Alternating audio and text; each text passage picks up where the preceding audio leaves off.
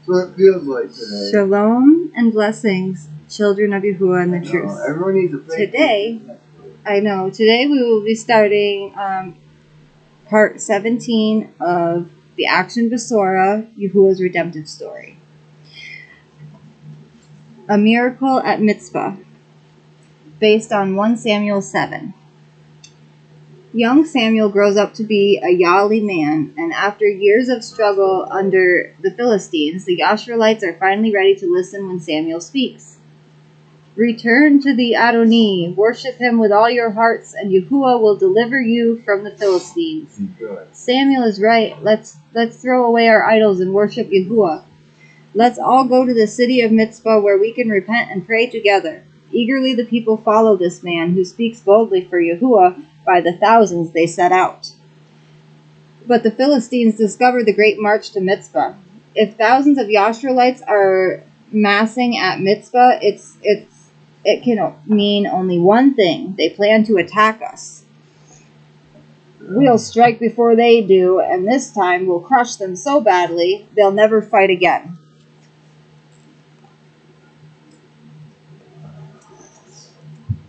Spit all over the TV. Meantime, at Mizpah, the Yashreelites assemble before an altar to Yahuah. Forgive your people, Adonai, and help them. They have torn down the idols and repented for turning away from you. Suddenly, a loud shout rings through the camp. Help! It's the Philistines! The Philistines are coming! Ask Yahuah to save us, Samuel, or we will all be killed. Rascal, go! Come on. The Philistine army prepares for a rush attack on the Yashreelites at Mizpah on the hilltop. Samuel offers a sacrifice and prays for Yahuah's help. This time we'll teach them a lesson they won't forget. But when the Philistines are within battle range, a sudden storm breaks. We can fight the Yashreelites, but we can't fight the Elohim of thunder and lightning. Yahuah has answered our prayers. Let's go after them. The Philistines' defeat is a turning point in Yasharal's history. Never again while Samuel is Yasharal's leader do the Philistines invade Yasharal. As a reminder of Yahuah's help, Samuel puts up a stone monument. He calls it Ebenezer, which means stone of help.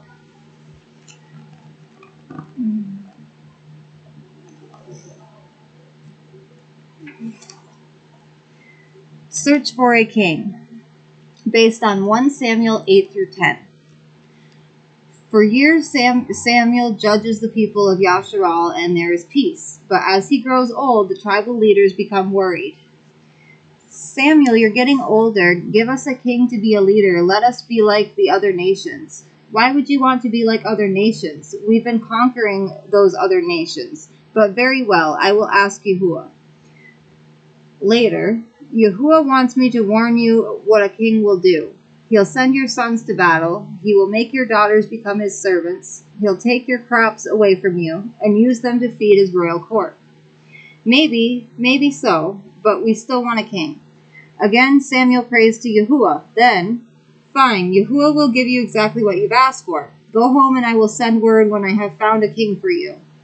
A few days later, Samuel sets out eagerly for the gate of the city. Yahuah has told him that on this day he would meet the man who will be the king of Yasharal.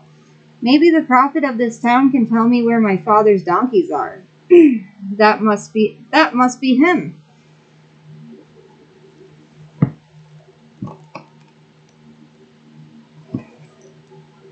Excuse me, I'm looking for... Yes, your donkeys have already been found and returned to your father, but we have bigger things to talk about. Come with me to worship the Adonai, and tomorrow I will tell you what great things are in store for you. Great things for me? What does he mean? I'm only the son of Kish, son of Matri, descended from Benjamin, the smallest tribe of Yasharal. My family and I are not important. Saul, a simple young farmer, is stunned when Samuel tells him that Yahuah has great things planned for him. They worship Yahuah together, then Samuel gives Saul the seat of honor at a special feast.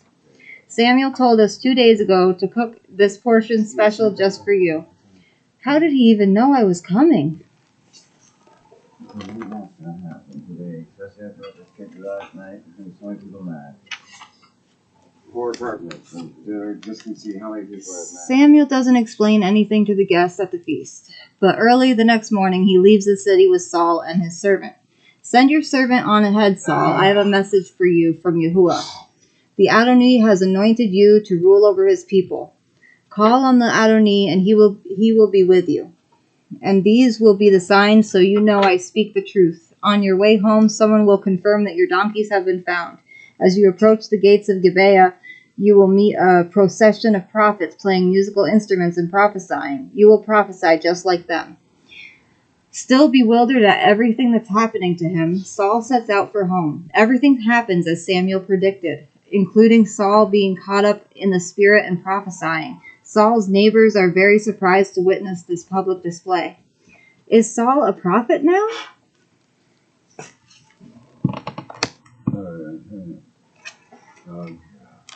A few days later, Samuel calls all the tribes together. Today, Yahuah will reveal to you your king. Who is he?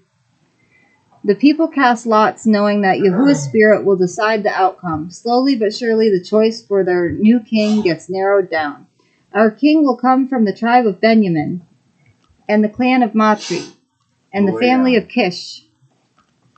Lay down. Out of all the people and tribes, Saul's name is chosen, just as Yahuah foretold, but Saul is nowhere to be found. Samuel tells the people where to search, and Saul is soon found hiding among the luggage. What are you doing hiding in the bags and baskets? I was scared to be chosen king. Hiding in the luggage? Not a great start for a new king. Better stay up. You can't be me. Daddy's got a lot of stuff to do. And you got to be good, please. Okay? Let's go. Saul's bravery, based on 1 Samuel 11 through 12. Soon afterwards, Saul gets another chance to prove himself. The Ammonite king offers some Yashvilites the chance to be his slaves as long as they each gouge one of their own eyes out. Yeah, Saul faces his first test as king. The spirit fills him and he is ready to fight. But to his amazement and anger, he discovers that some of his people are afraid to fight. He acts at once. The king orders us to kill the oxen of any man who refuses to defend his countrymen. I'll join the army right now. With such an effective recruiting method, an army forms quickly, and Saul attacks at dawn, catching the Ammonites by surprise. The Yashvilites swiftly defeat them.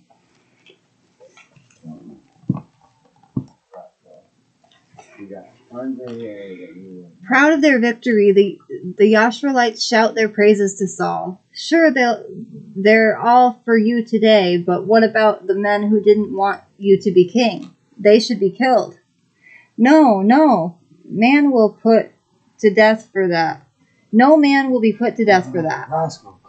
Now that Yasharal has a king, Samuel prepares to withdraw from his position as judge, but before he does, he calls the people together and speaks to them as the prophet of Yahuah. Obey the Adonai and serve your king, then all will be well with you. But if you return to any of your wicked ways, you will be destroyed, both you and your king. Spurred on by his victory over the Ammonites, Saul forms a standing army and prepares to win his people's freedom from the Philistines. His son Jonathan starts by successfully conquering a Philistine garrison, and again, Yasharal cheers. Can't be shaking over there. Just brushed you off, shaking all over.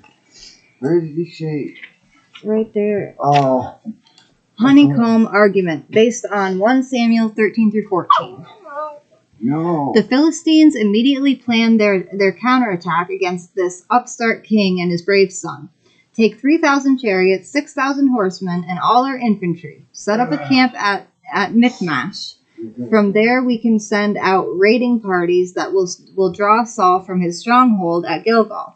Despite their victories, many of the Yashvilites lose courage when they see the size of the enemy forces. The Philistines outnumber us by thousands. I'm hiding out until this is over. There's a pit down the valley. I'll hide there. Even in the camp of King Saul, the soldiers are afraid. A raid on the Philistine garrison is one thing. Fighting the whole Philistine army is something else. These men are losing their nerve, Samuel said. He said he would be here by now to offer a sacrifice to Yahuah. We can't wait much longer for him to come, or there won't be an army left to fight. You're right. We won't wait. I will make the offering myself.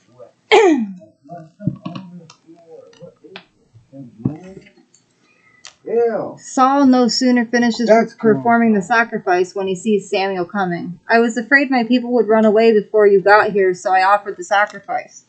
You have disobeyed Yahuah. Because of this, one day you will lose your kingdom to another. Not only does Samuel remove Yahuah's favor from Saul, but only 600 soldiers remain who are brave enough to fight the entire Philistine army. Meanwhile, the Philistines send out raiding parties to keep Saul's army separated from supplies, weapons, and reinforcements. Saul doesn't know what to do, so his son, Prince Jonathan, decides to take action. I've had enough of waiting for these pagan fellows to do something. Let's go over to the Philistine garrison by ourselves. Maybe the Adonai will do something miraculous. I'm with you wholeheartedly. If they leave us alone, we'll leave them alone. But if they taunt us and dare us to attack them, we'll take that as a sign from the Adonai that we will defeat them.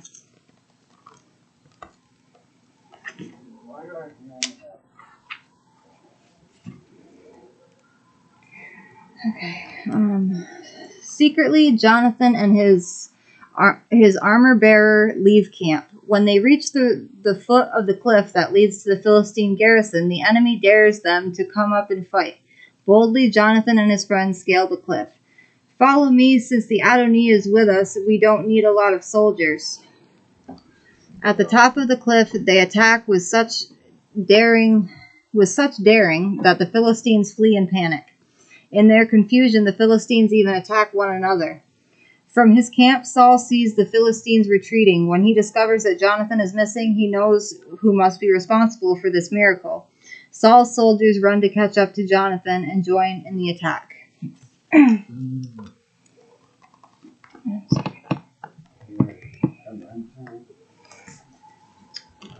Jonathan's pursuit of the fleeing Philistines takes him through the woods. There he sees honey oozing out of a fallen beehive. Praise the Adonai! I haven't eaten all day. He grabs a honeycomb. As soon as he's eaten it, he gets all of his energy back. Come on, let's teach these pagan dogs a lesson. But the soldiers don't follow him. Why is everyone so tired? Yahuah has delivered these Philistines into our hands. If we can just keep chasing them. While you were gone, your father swore an oath that no soldier could eat anything until nightfall. The hungry soldiers give up their pursuit and go back to King Saul's camp. Saul is furious when he finds out that Jonathan ate some food. You dishonored my oath. So help me, Yahuah, I will have you executed for this. You will kill me because I didn't know about your foolish oath. If our soldiers had been allowed to eat, we could have conquered all the Philistines on this day. Your stupid decision cost us the victory that Yahuah tried to give us. Your son is a hero. He delivered us from the Philistines. Yahuah has shown him favor. He will not let him be killed. Saul backs down, but this is not the last time his temper will get him in trouble.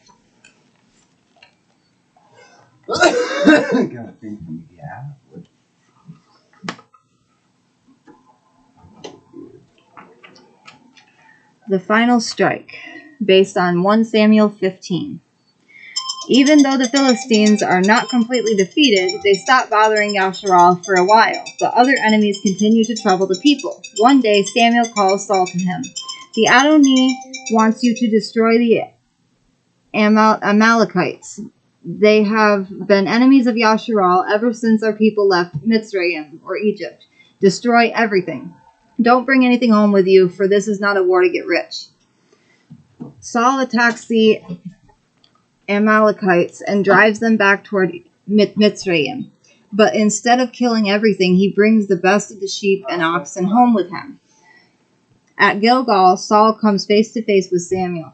I have obeyed Yahuah's command and destroyed the Amalekites and everything they possess.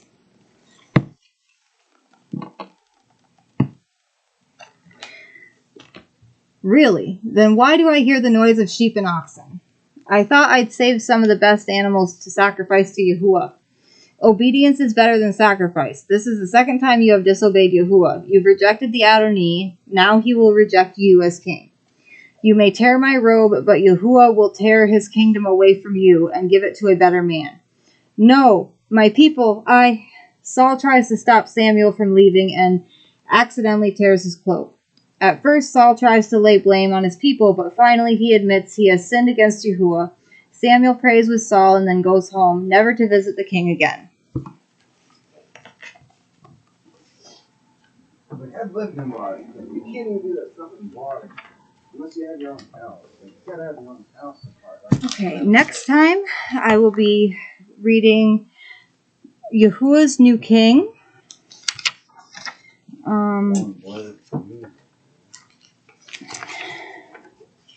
A Psalming Influence. A Giant Challenge.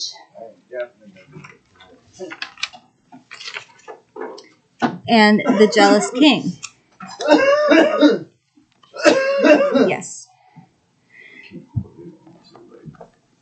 I love you all, and I hope you guys enjoyed story time today. And I hope you guys are learning some new things from the scriptures. Yes. Shalom and blessings. I love you all.